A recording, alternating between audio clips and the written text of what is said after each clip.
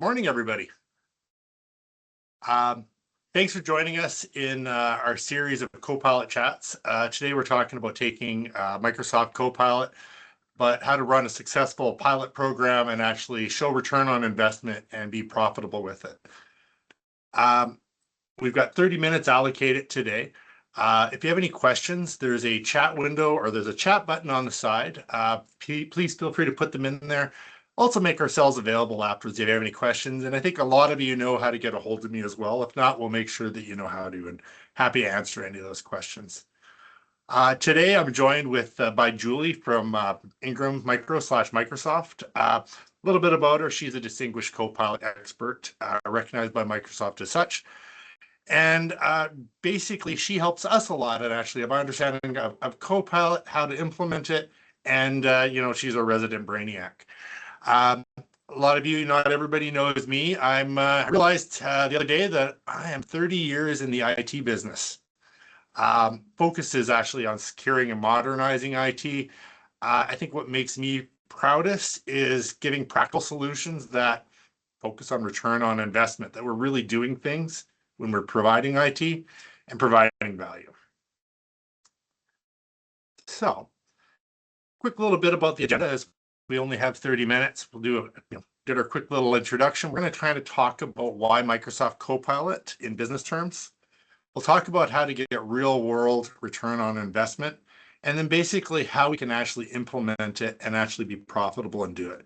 Then we'll have a little bit of time afterwards, on final tips and takeaways and such. Anybody wants to have any copies of the slide deck, so on and so forth, additional information, reach out to me. So over to you, Julie. Thank you. Let me just grab the deck. So thank you everyone for attending. It's my honor to be here to explain about Copilot and working with your partner here, Sure Systems, to get the message out to you. So why AI Copilot? What is your goal with AI and Copilot? I mean, a lot of people throw the AI around and you want to start working with it, but you really need to consider what is your goal beyond just getting access to it and playing around with it. Is it to boost productivity, reduce your labor costs, improve security, automate routine tasks? It's very important that when you're implementing an AI solution, you have a goal and some set definitions of success of how you're going to measure it to know that it's working in your environment and worth the ROI to invest in this. So AI is here to stay. I love this example. At one point, typewriters were good enough, and until they weren't. So AI today is what computers were to typewriters. I also like to throw in the example of it's what calculators were to like handwritten math. I mean, honestly, people were worried about calculators because people weren't going to know how to do math, but guess what? They still know how to do it. And it just helps them be better at it and faster and more accurate. So frame it that way is this is how AI is going to be helping you. And then choosing not to go with AI really means you're just staying with the old tools and you may be left behind. So I love to show a couple stats. I don't want to have too many on here, but I have been in this left-hand circle for a long time before I was able to have Copilot in my work life.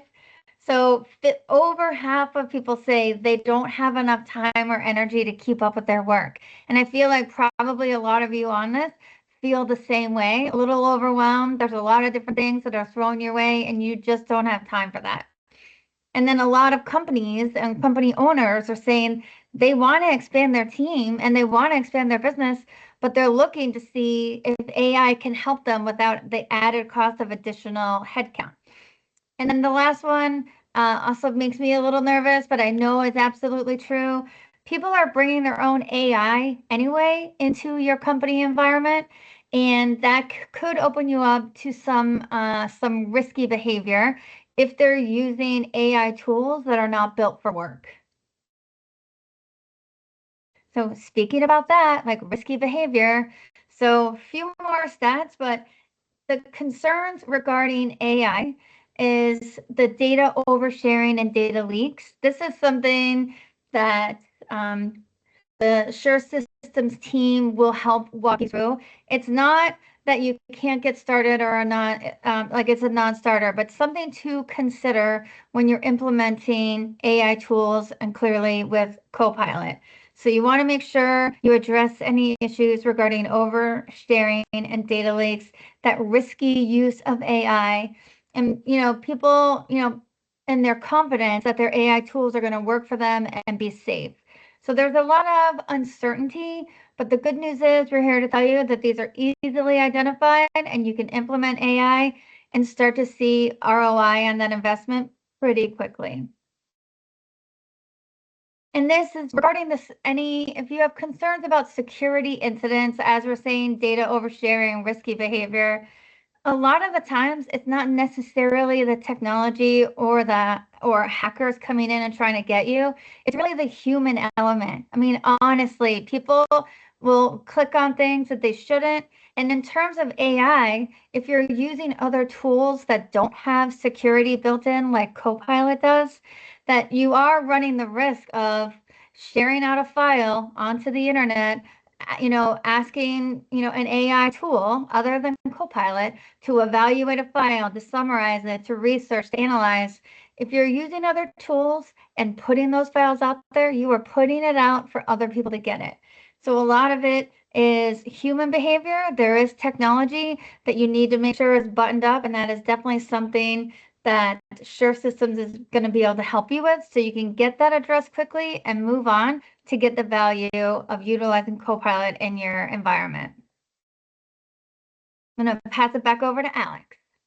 Yeah, I really like to think about selecting artificial intelligence. It's actually a lot like hiring staff. You're expecting somebody or something to do something for you. I love this Warren Buffett quote, actually. It's when you're looking for people to hire, you look for three qualities: integrity, intelligence, and energy. And if they don't have the first, the other two will kill you. So applying that to artificial intelligence. Okay, well, intelligence, right in the name, got lots of it. And energy, well, it does things at machine speed. It's fast, it's efficient, but integrity matters. And if you don't have an integrity on the artificial intelligence that you're choosing, it can be devastating. You need to have that trusted employee that actually knows what's in there. Trusted AI is actually what I should have said, that's in there that you trust. Through here a little bit.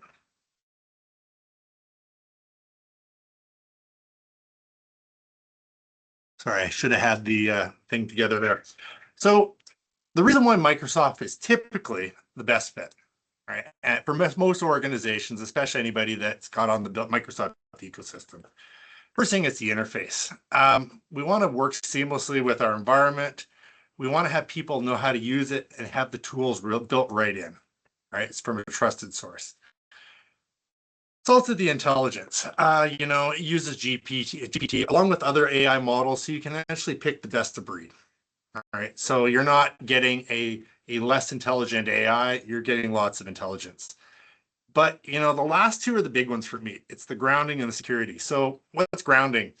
I like to think of it back to being staff. I hire that really smart person with a lot of energy that comes in with the integrity, but it actually takes them a little while when I hire them to understand what's going on within my organization. It's a couple weeks, couple months before they really know what's going on. With Microsoft Copilot, you can actually ground it with your company's data and your web information that's actually relevant and context aware. So, it's like you brought that person in that kind of knows what's going on, and that's a big deal. As far as the security goes, there's no need to reinvent the security when you're going to here. It respects your Microsoft 365 permissions, and it helps protect you. So you don't have to reinvent the wheel. So going into it, Copilot is more affordable than you think, right? Roughly about $35 per user without bundles or promotions, right? And often it's less if you bundle it the right way. The nice thing that Microsoft does to make adoption easier is you can bundle it, and you can actually now buy month to month, and that's a new thing. So you can have the flexibility instead of having a long-term lock-in. We're going to talk a little bit on the strategy on how to do it to make sure we get the licensing right. If you have any problems, we're more than happy to help you review your current Microsoft licensing and help you, pick the right way to go. So $35 per user per month, but I'd like you to think about the cost of manpower. So thinking about your time, your own time, thinking about your coworkers' time. How much does this actually cost? There's our wages, there's our office space, there's benefits, there's tools, there's the overhead, there's the full load. And then we'll kind of talk about, what Copilot does and how many hours that Copilot gives back to you or your coworkers.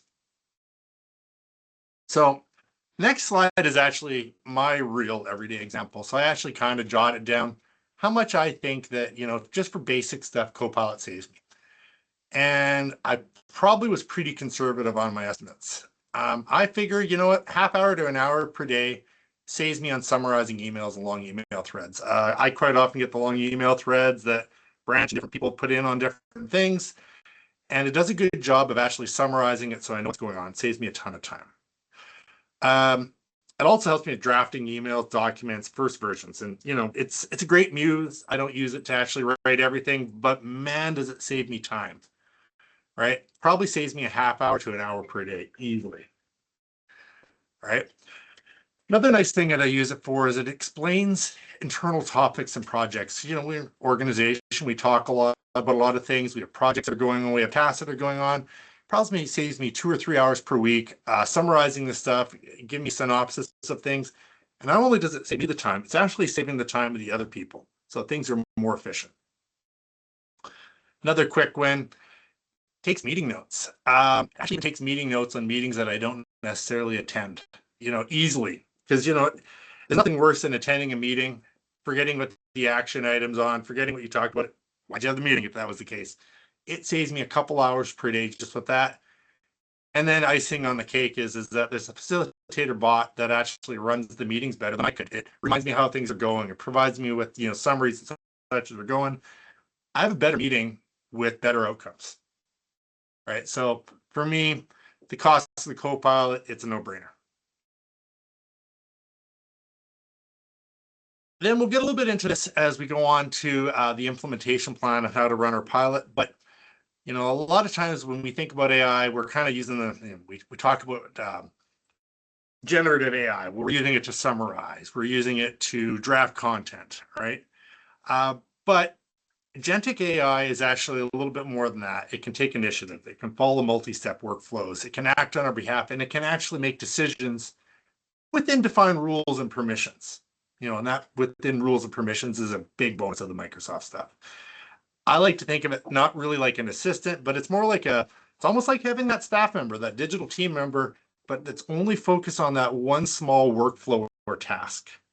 They do it well. That's how I think of agentic AI.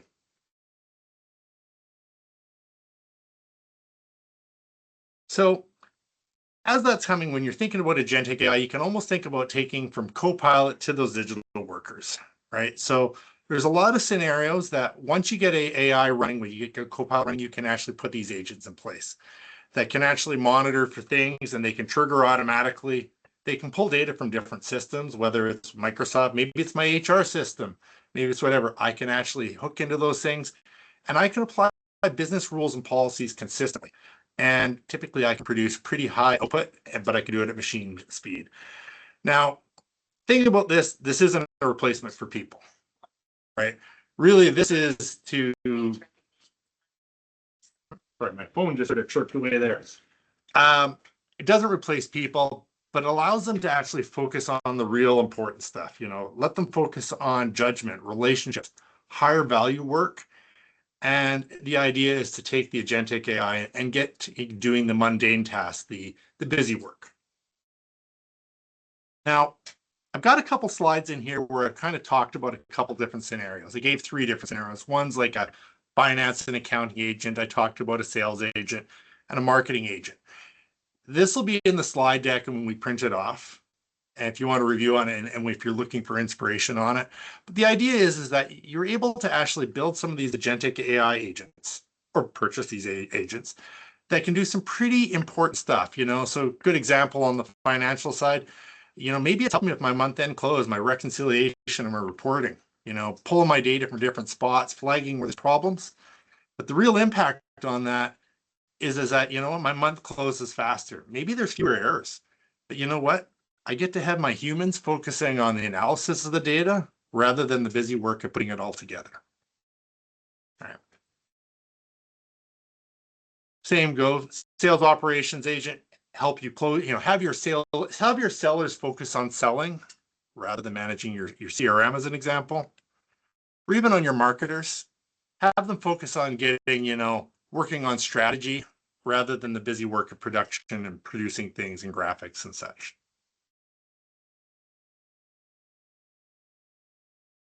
So meat of the presentation is about, well, how do you get to taking Copilot becoming profitable? Because really, if it's not improving the quality of our lives, if it's not making us more profitable, if it's not making things work better, if it's not giving us more freedom, more hours in our day, then why are we doing it? Why, if we don't have a return on investment?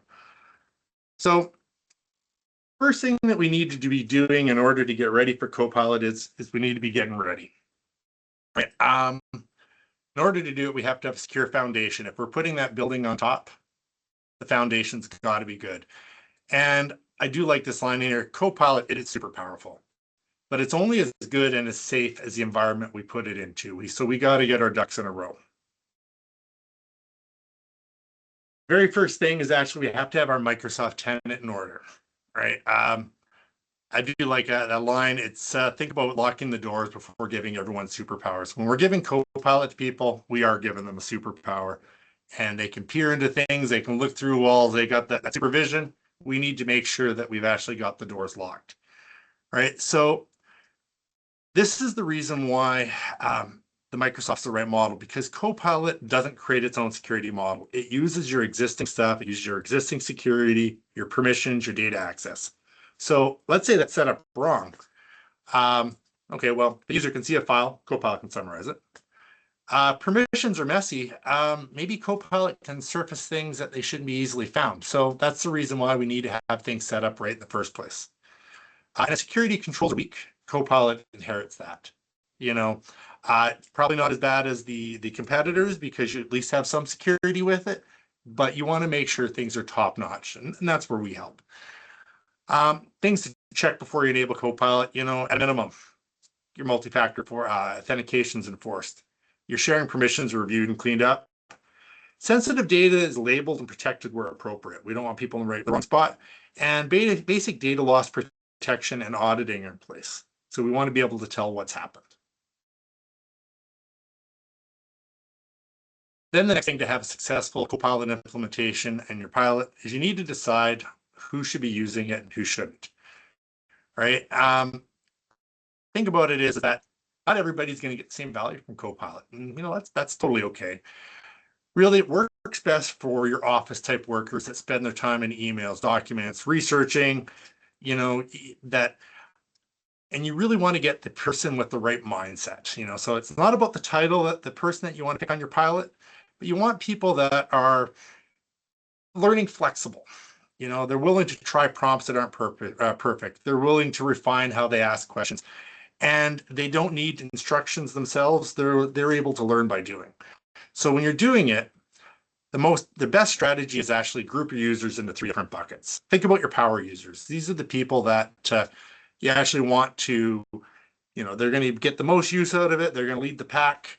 They're going to push Copilot hard, and they're going to find ways to save time. Then you're going to have regular users that, they're knowledge workers. They're going to benefit from summaries, all the good stuff.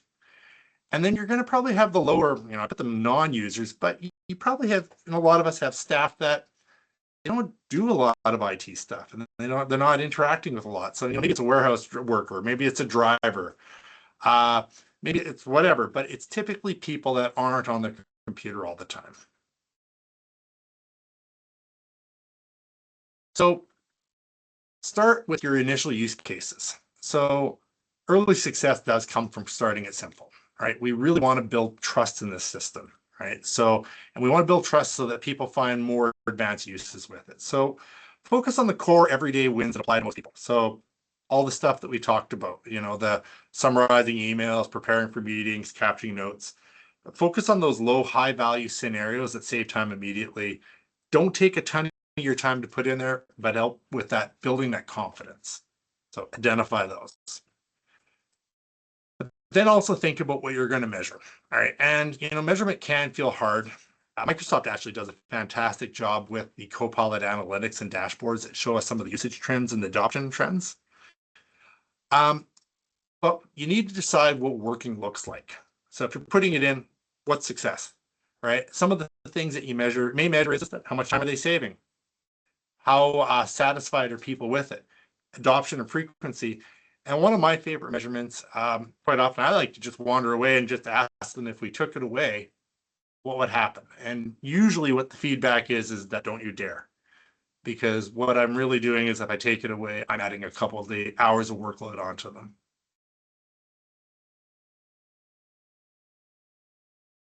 Once we know who our users are, we know how they're going to use it, and we know what value we're trying to create, that's when we talk about licensing. Because, licensing should be supporting our plan, not driving it, right? So we know what we got. We can actually confidently plan instead of guessing on it. We can help you, right? You can do yourself, but we're more than happy to help. We can help review your Microsoft licensing, help you find the most cost-effective way to buy it. Like I mentioned, there's options now. There's bundles, there's month-to-month options, and so forth. And the big thing is that we can avoid over licensing or just buying the wrong stuff. So once you've done your prep work, then it's time for the pilot, right? And when we're in the pilot, we want to prove that return on investment, right? We want to show the real value. We want to build confidence. We want to start working on that momentum. There's a lot to momentum and actually getting a successful Copilot implementation, right? When we're done it right, the people that we identify as our power users become our champions, that we can defend that this was worthwhile doing and that actually is a good return on investment. And you know what? Objections dropping significantly, people are scared sometimes.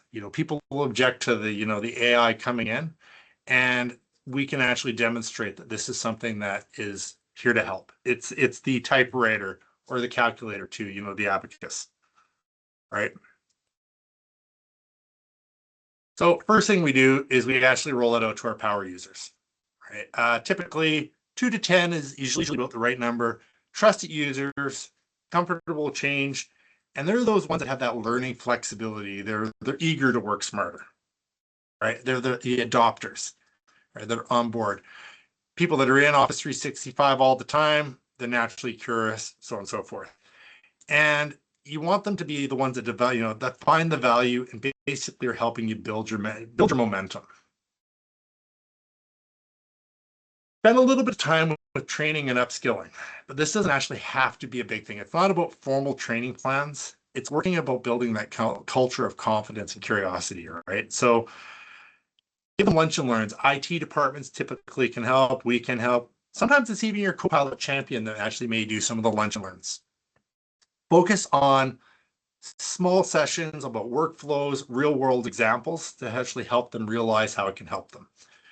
One of the great strategies is gamifying. Some of the stuff that really works well is, who found the biggest time saver this week, right? Highlighting favorite prompts and workflows, or even just highlighting creative uses of it. Because it's one of those things where you learn how to use it, gets better with time, and different things that you can find that, oh, I didn't know that I could actually do this better if I just asked the question this way. But then measure it. We talked about where we're going to measure it. Measure it. All right. Look how it's being used, frequency, what tools are showing up. And, back to the same questions. Is it helping you get your work done faster? Is it producing better or more polished work? Right. I think that's actually one of the real fears of people is that, is the quality good? Right. But would you be willing to give up Copilot now that you used it? And if it was taken away, would you be as effective? Right. For your pilot group. Then validate the return on investment. So again, Microsoft's got some dashboards. If you know what you're doing, you're not actually seeking perfection. You don't need perfect numbers, but you do need credible stories, clear patterns. You need confident users that this is actually an improvement to their lives. Then once we're done our pilot, let's roll it out to the staff. Right. Again, it's about, keeping that momentum, and we don't want to overwhelm people. Right. So learn the lessons that you did for the pilot. Right. But then when you're done doing it, expand in phases. Don't do it all at once. Unless you have a very small team, start with like similar users to your power users. Maybe do a department or a certain role, and do it on a manageable load that you can manage. So what you want to do is you want to do it slow and steady, essentially. All right. If you scale too fast, it's confusing. But if you scale intentionally, you can kind of keep that momentum. Then reuse your training that you did in your pilot. You don't need to reinvent the wheel again. Reuse the lunch and learns. Record them if possible. Otherwise, use the same agenda, talk about the same stuff. Have the power users that were on your pilot power program go sessions, share real world examples, right? Encourage that peer-to-peer learning within departments. But remind people that it's a tool here to help them, not here to replace them, not here to replace how they work. It's here to accelerate them. And, again, continue to make your power users your champions, right? They're there to help you. They're here to make things move faster, share practical examples, so on and so forth, and to help with reinforcement, right? A lot of times you do good champions, it accelerates adoption a lot faster than having a formal training program, having people that are true believers. Keep measuring. Measure, measure, measure. How do you know if you're succeeding if you don't measure? And there's a good point on measurement doesn't stop after the pilot. It does continue to evolve. You're going to find that you're going to measure different things probably in the deployment than you did in the pilot, because you're going to learn new stuff as things go on. And then remind people that Copilot is a skill, not a feature. So it's not a piece of software that we're rolling out that, it's actually a skill set.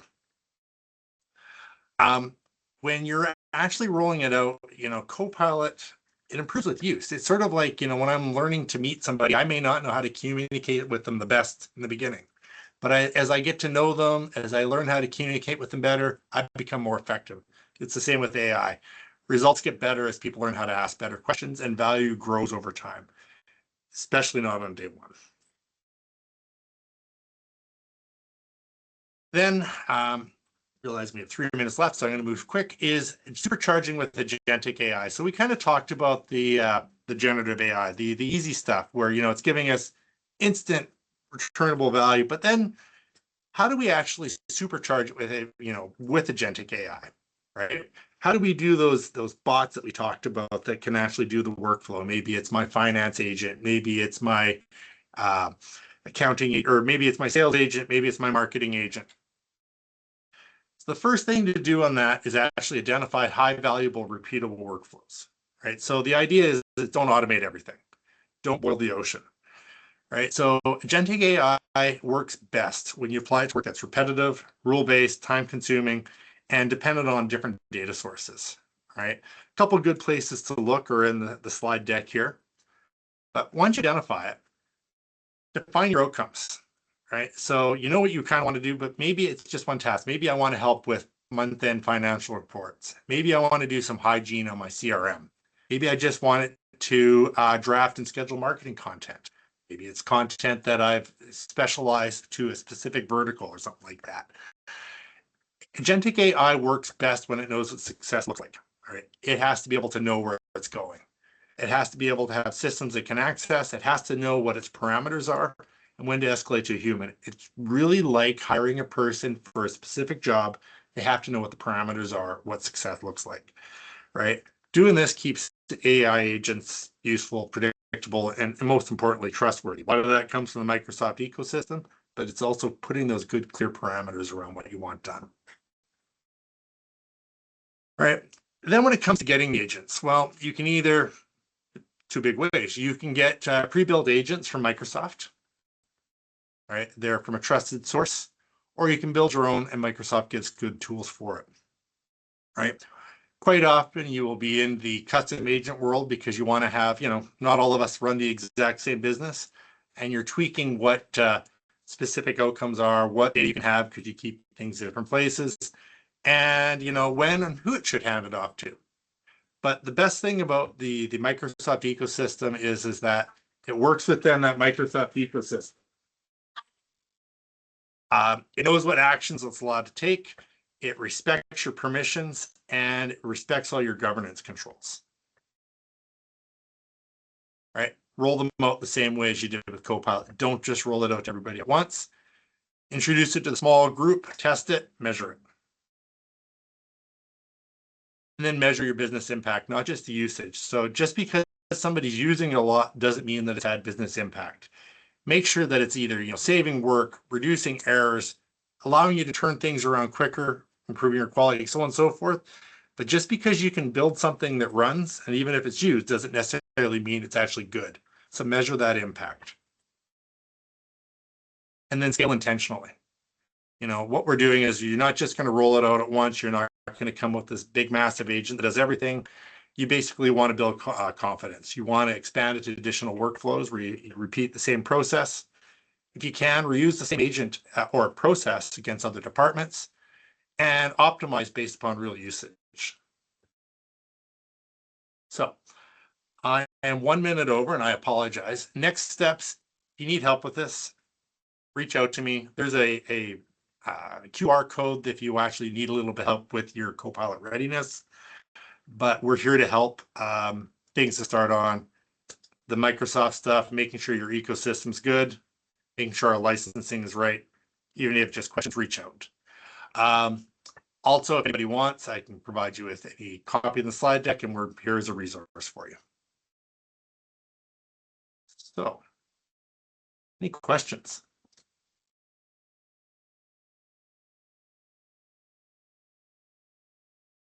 Okay, well, Richard.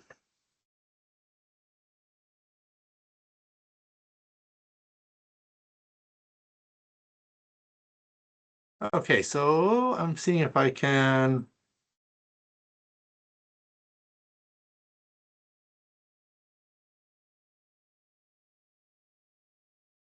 Hey, Richard, I think you should be able to speak.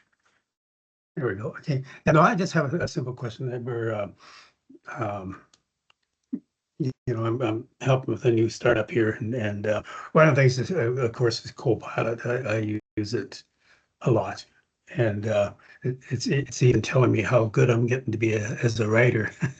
Nice. And it's not me for sure.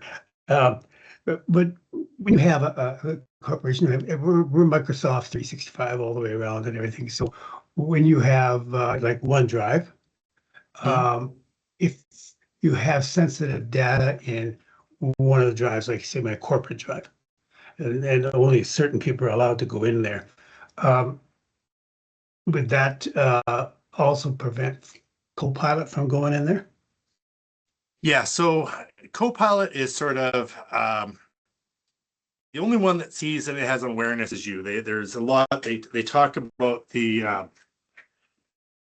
basically it's how it's locked down.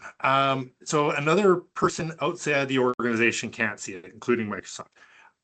Somebody that doesn't have things within your shared drive, within OneDrive, can't see it. It's restricted only to who's able to see what. That being said, making sure that's set up correctly is super important. Okay, thank you. Anybody else?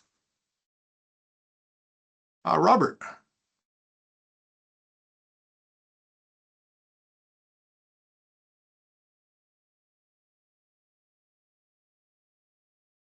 Okay.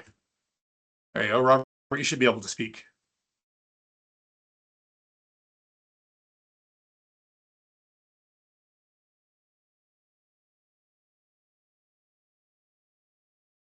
Oh. So I don't know if you can.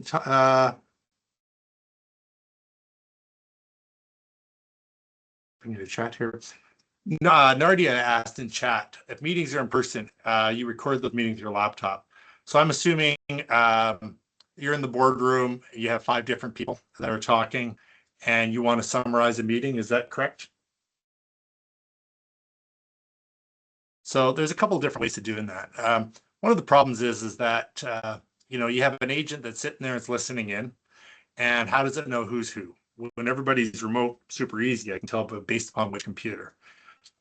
Things are improving where it's getting better and better, and I kind of anticipate that it will be able to differentiate who said what, but not reliably yet. You may kind of get the group setting where everybody talked, right? There is technology. One of the best ones actually is from Microsoft, where you can get Teams room devices. So the strategy on that would be is that you have a device. Maybe I'm walking into the meeting room, and because of that, and because I have my laptop, I'm able to communicate. I don't get the weird feedback on my mic and such. Multiple people can have it, and I can better identify who said what and who participated with what.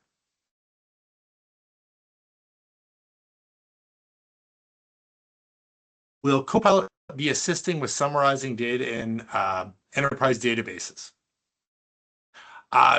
Probably more analysis to be made first. Again, kind of like we were talking about the pilot, we'd have to identify the workflows, the use case, so on and so forth. Just because, personal belief, just because you can do something doesn't necessarily mean you should. So more analysis required. Yeah, I would just point out that you can have Copilot reach into different databases and other applications that are outside of the Microsoft Office applications. That's where you get into the agentic AI. There's connectors. Microsoft has built a lot of connectors for popular other software and databases. And then if there's not an existing connector, you can build a connector actually using Copilot. So that would be on the agentic side. If that's what you needed, then you can build it. Richard, you asked if we help with writing policies. For our customers, we absolutely do.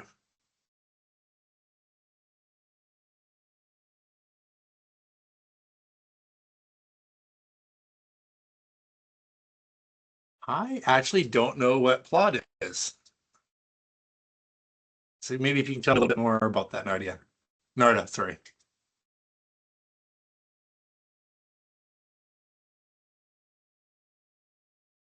So one of the things that I think is coming up is hooking into different data sources.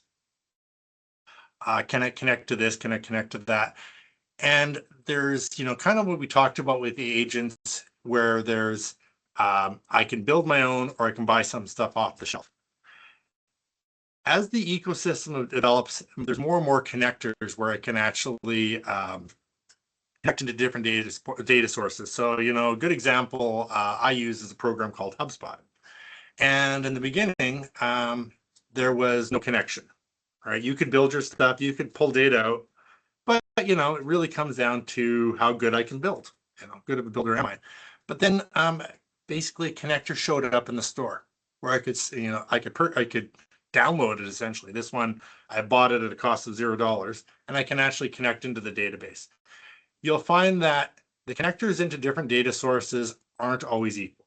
So you'll find that big applications with a lot of adoption, great connectors are out there. And the ones that don't, you're often in the territory of building your own. You can do it. It's not hard, but there's a little bit more work there. Did that answer that question?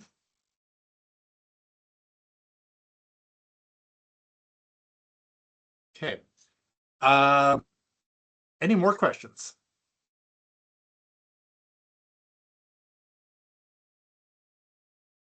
All right. Well, Narda kind of expanded on that plot. I'm not sure about spelling it. Record sessions with clients and summarize session. Yes. So not absolutely knowing the scenario here, but I'd like to think about the security of recording sessions. So let's say I'm talking, maybe I'm a social worker and I'm talking to a vulnerable person. Maybe it's somebody outside of my organization, right? And any of the AI programs do a really great job of recording. Maybe it'll transcribe it. Maybe it'll even take great notes. They all do that. But what it really does, Copilot can, where it shines is that I can actually do things like I can ask for blessing, make sure they apply to, comply with our policies and, privacy policies, so on and so forth. But I also know that information that I'm summarizing, recording, isn't going outside of my organization, and it isn't basically filtering out. I also can have it that, and we do this ourselves, is that we digitally shred the information afterwards. So, after 30 days. I really don't want that recording here afterwards. I kind of gotten what I took out of it, and again, we'll lose that information. I could have had it that it dropped into a different database, or I could have it that it goes away. The choices is mine, but it's secure. Did that answer that?